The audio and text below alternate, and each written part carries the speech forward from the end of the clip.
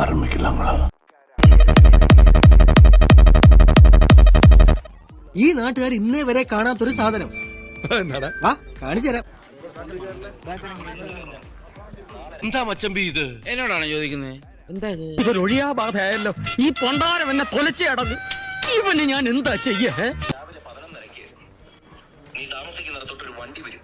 അതിൽ പോലീസ് എഴുതിയിരിക്കും. ആ വണ്ടി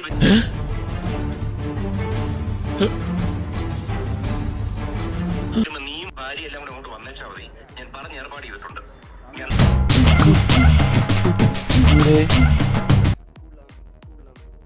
നാളെ നിനക്ക് എന്തൊക്കെ എഴുതി തരണം ഞാൻ നിനക്ക് എഴുതി തരും. നീ അങ്ങ് വന്നേച്ചാ മതി കേട്ടോ.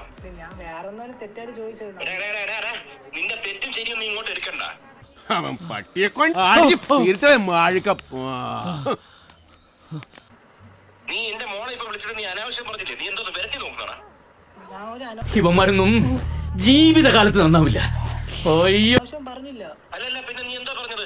ഒരു സെക്കൻഡ് നിന്നോട് നീ റെക്കോർഡ് ചെയ്തോ? മൊത്തം റെക്കോർഡ് ചെയ്യും. അതിനെനിക്ക് പുല്ലാണ്.